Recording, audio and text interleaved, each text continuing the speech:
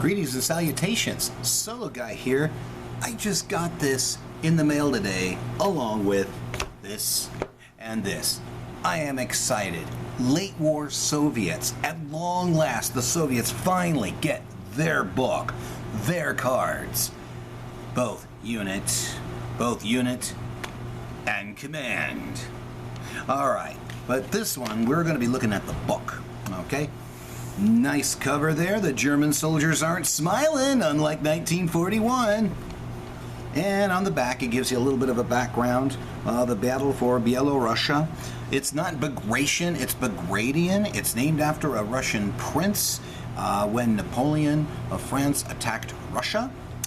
And so it gives you all the nice little details about that. So let's open up and see what we got. Okay, your usual Battlefront standards.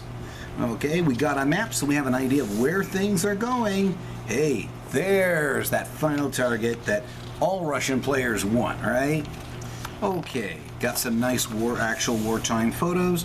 It gives you your standard table of contents, but my goodness, do you have a lot of army lists to choose from. So what's really cool is that it gives you the background for the Eastern Front 1944.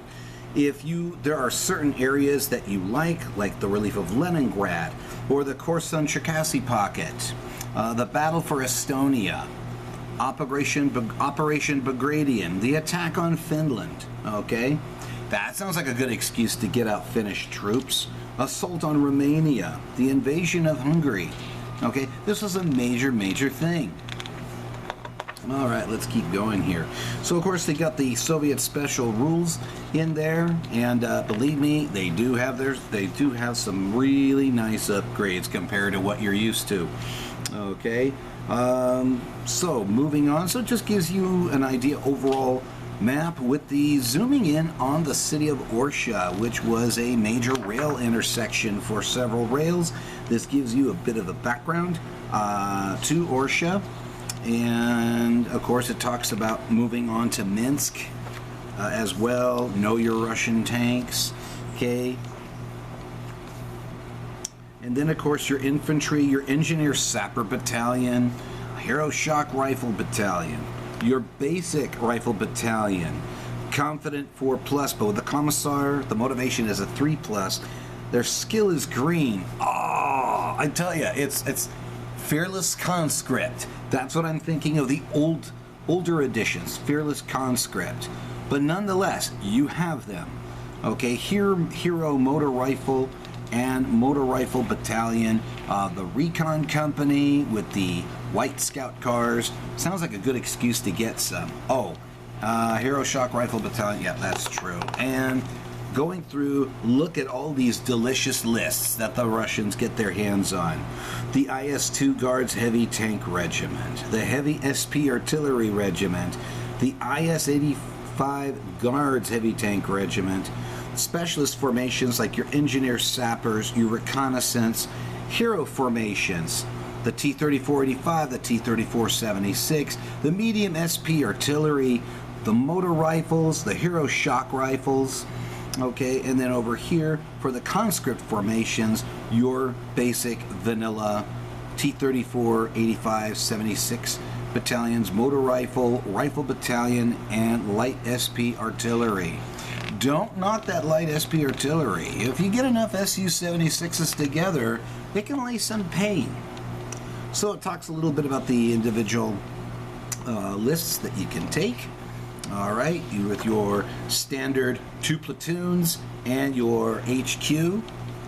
So, yeah, and then of course it goes through, gives you the cards, and then the IS-85 Guards Heavy Tank Regiment.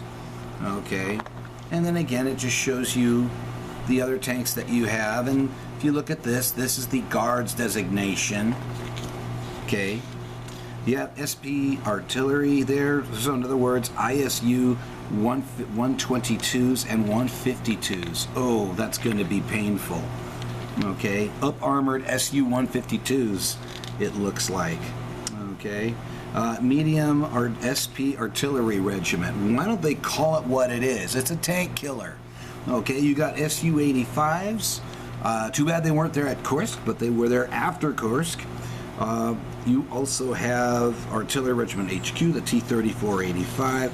You also have the SU-85M, which means you got a better front armor. SU-100, nice big gun.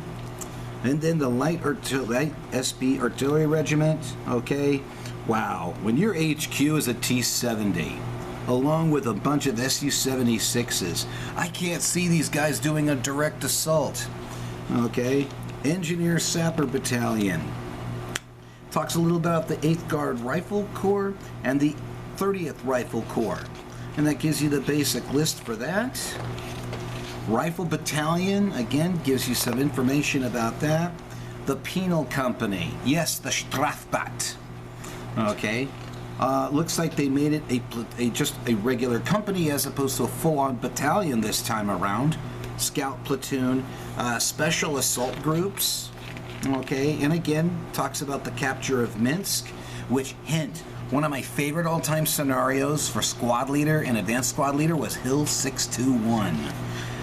Okay, so the Soviet exploitation, combined arms, so it shows you what's going on. This gives you a lot of inspiration as far as what is going on.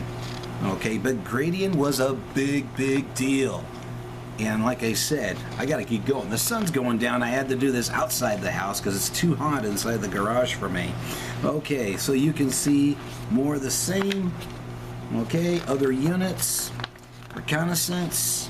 All right, KV Flames. You got the 100mm Tank Killer Company. Nice. Katyushas. Okay, you got 122mm artillery. Now you get 152mm artillery. I'd like to see the Germans laugh at that one. Sturmovix, flying tanks, baby. Whoa. I know, German players are saying, well, the HS-129, yeah, but the Russians still won the war with the other allies, didn't they? Okay, so at this point, this is where Operation Bagration ends in Poland. This is the outskirts of Warsaw. And then, of course, this gives you an example of a Soviet force that you could use with, my gosh, a starter set. Okay? Again, tells you the plates, colors you can use for your Russians, your tanks, your infantry. How do you base? I mean, they got it here. What does the terrain look like? City fighting, they give you some rules for that. And then, of course, the ruins. And notice how they got the actual picture of ruins here. All right. Bagration battles, linked campaign, yes, but now we also got we got river assaults. Ooh, it is about time. So we got rules covering the river assaults. We get scenarios like river crossing, the crossroads, a foothold. Wow, you can easily use these on the Western Front.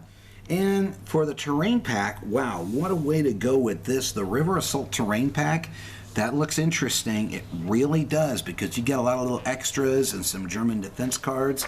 There's your Soviet starter force.